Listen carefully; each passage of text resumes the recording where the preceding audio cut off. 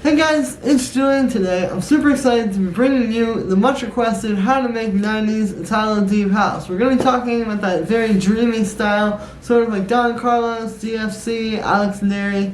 And yeah, as usual, you can get the full project files, samples, MIDI, presets, everything that you just heard in the intro is available at the top of the description on my Bandcamp. And if you're patient on my Patreon, check there because it's already available. And let's get started. Alright, here's the project. We're at 119 BPM, and the first sound here is the piano.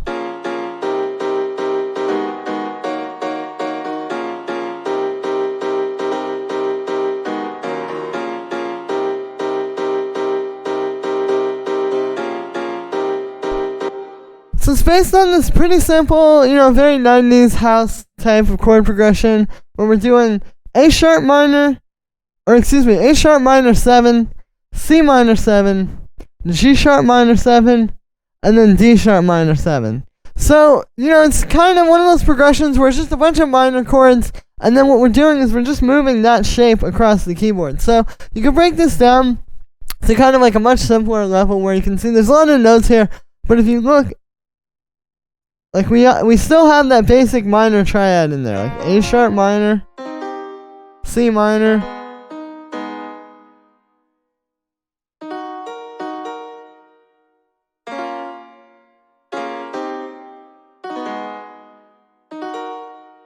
so it's still in there, and then it's just adding these extra voices on top of there. Like, we have down here the root notes, and then the fifths.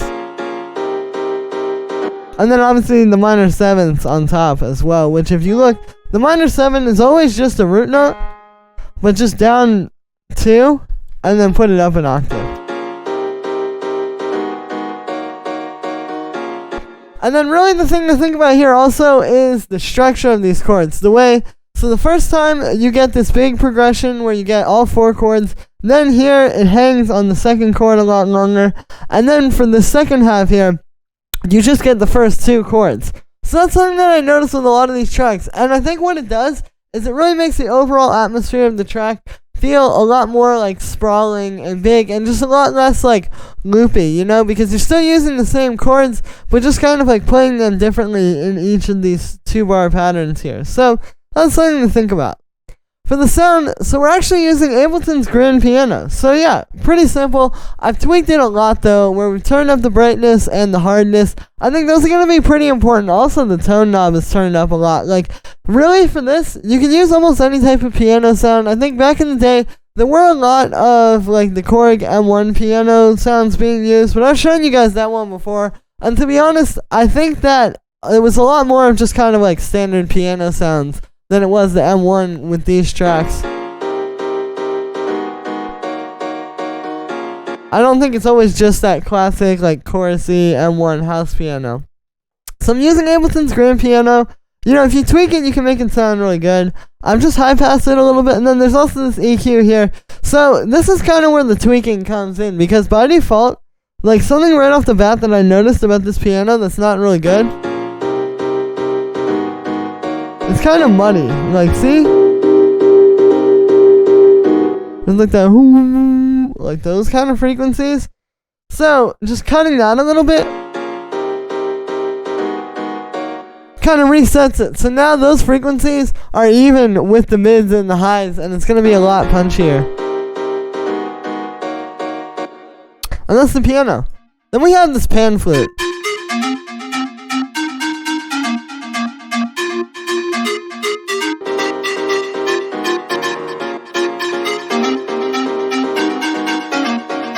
So yeah, you can hear that with the piano there. This is just playing like this little lead melody. And if you look at this melody, it might seem a bit complicated, but it's actually not that crazy because it's all just notes from this F minor scale, like really basic F minor stuff, like F, so that's the root note, G sharp, the minor 3rd, A sharp, which would be the 4th, C is the 5th, this D sharp here is the minor 7th, like I was talking about, it's just 2 down from the root. We have a 6th there. Like, it's all notes that, like, if you just looked up, like, a basic F minor scale, these are the notes that would be in it. But what makes it interesting is the rhythm and the way that it's kind of, like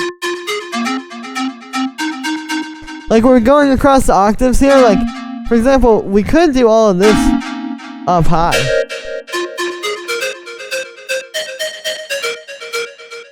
But you can hear, by having that down an octave, like just little stuff like that is what gives it that more housey, kind of classic 90s feel. And also, this is really about how it fits with what's happening in the chord progression.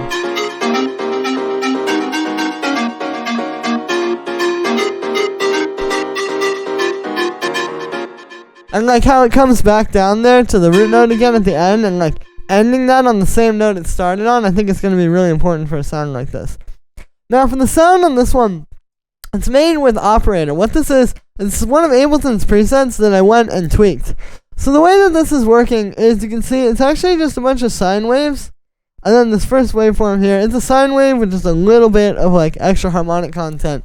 And then you can see they're all at different octaves. The first and the third one are in the same octave, but they're all kind of like moved around. And then we're using this FM algorithm here, where you can see, like, this is the default.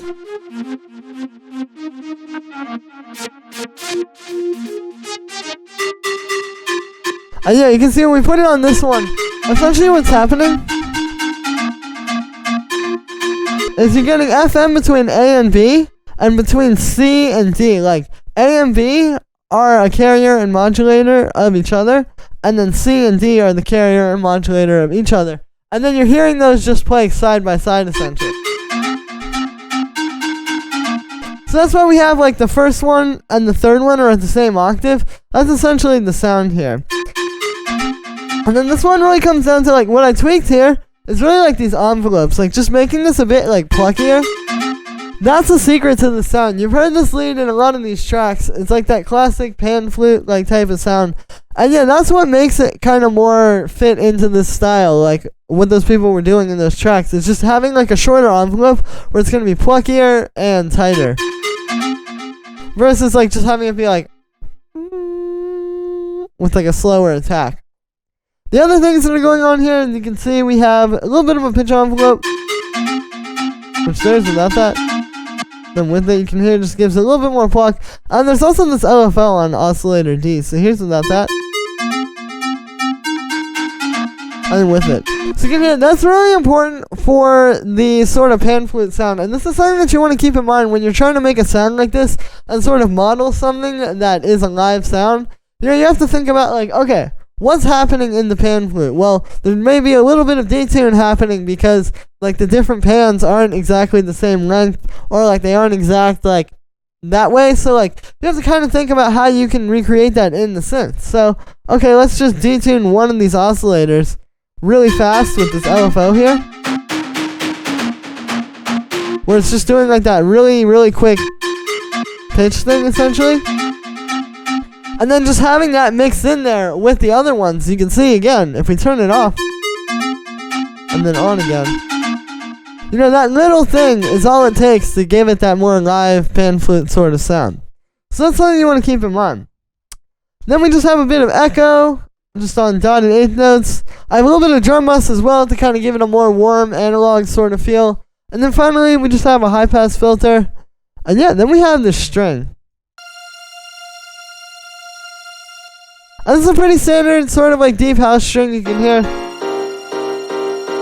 And it's just playing an F here, so it's going to play really nicely over top of those chords.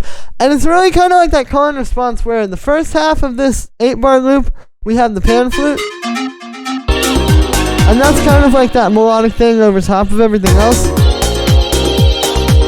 And then here you just kind of like let it breathe a little bit with the string instead of having like another aggressive melody that's constantly playing through here. The sound for this one, so it's a string sample inside of a simpler, and then what I've done here is I'm using the loop, because if you just use a string sample inside of a simpler, what's going to happen is it's going to play all the way to the end, like it's going to go like that, and then it's going to stop. So the loop allows you to make it an endless loop, and then taking that a step further, what I'm doing here is we're using the fade. So if you start turning up the start and the length there, you can see it makes the fade go up higher, and then you can also turn up the fade amount. And that just makes it so that it'll fade through the sound, so you're going to have like a constant repetitive loop. Like that. Rather than having it like get to the end and then you hear a click every time it loops. Then we just have some reverb and a little bit of a high pass filter. And then we have this choir.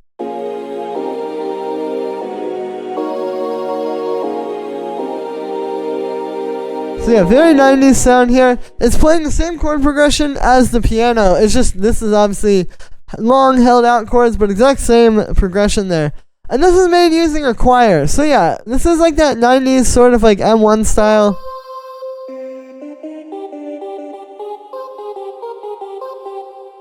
You know, very like dark sounding choir. And then what we're doing here is just having it play these like very jazzy minor 7 chords. You get this really nice, like very smooth thing that's gonna fill this out. And if I play like the whole track without this, you may not even notice it when it's playing, but if I turn it off, and then we'll do it with this, you know, it just adds something really nice in the background there that really fills it out and makes it feel very dreamy. And then for effects on this, we just have a little bit of chorus and some reverb to give it a bit of space and some stereo width. And then just a high pass filter to make sure it's not going to get in the way of anything. And then we have the bass.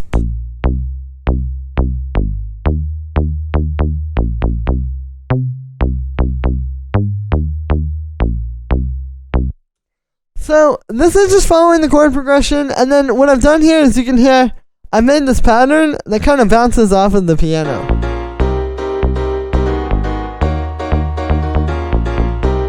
So that's how I try to think about it. Like if you're writing a track like this where you're going to have the bouncy bass line with the bouncy piano, try to write them so that they play off of each other. For example, here how we get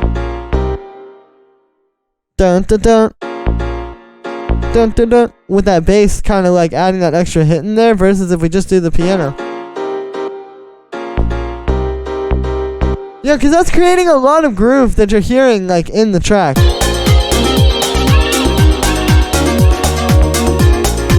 And it's also grooving with the pan flute.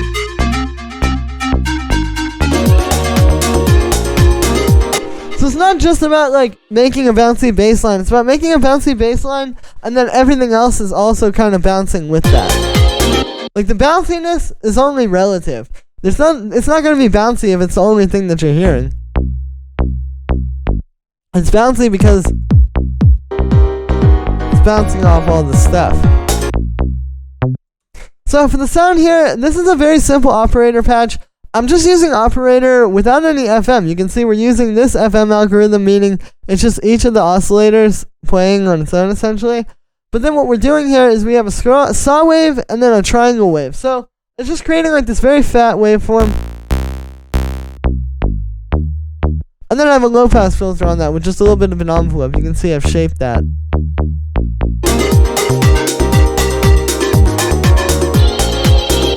And the only effect on here is just a little bit of compression actually. So here's without it.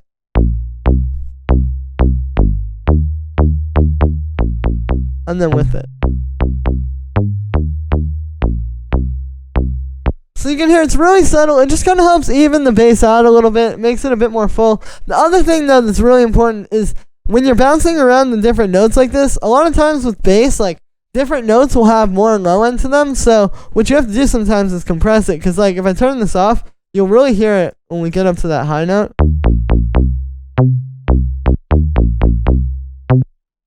See how like it's way louder all of a sudden on just that note. So the compressor just kind of evens out the bass so that it's all going to be the same volume throughout the track. And then we have the drums.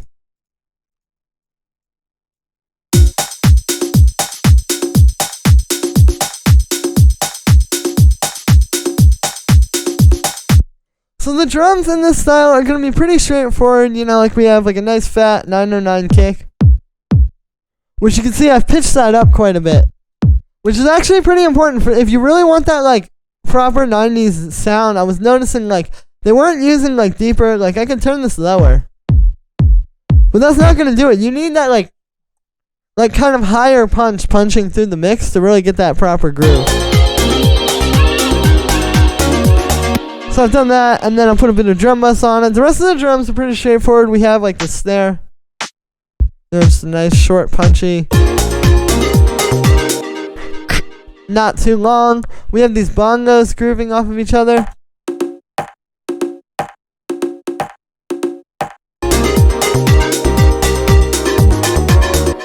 Then we got the hi-hats.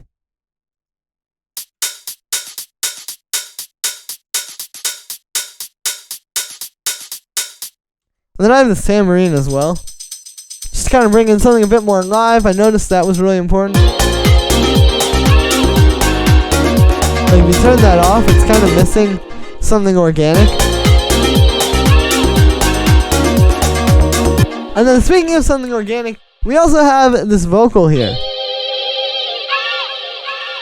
So this is just this little vocal sample here, and then what I've done is I've just pitched it up, obviously to put it in key with the track.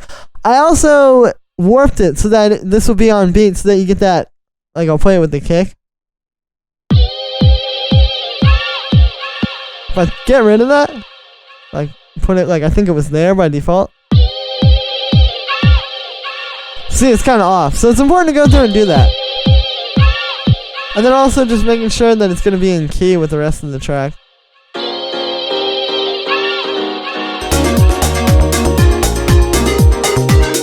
And then here it's the same vocal,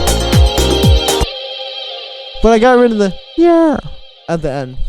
And then for effects on this, it's pretty simple. We just have a low pass, which is actually going to be pretty important. So here's without it.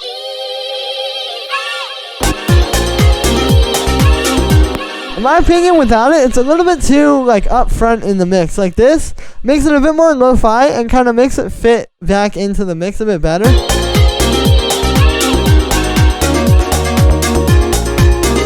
So that's an important detail, and it also just, you know, gives it more of that vintage kind of like darker sound. And then we just have a bit of echo on there with, yeah, just dotted corner notes and then also some reverb. And you can hear that, you know, just makes it really spacey and held out.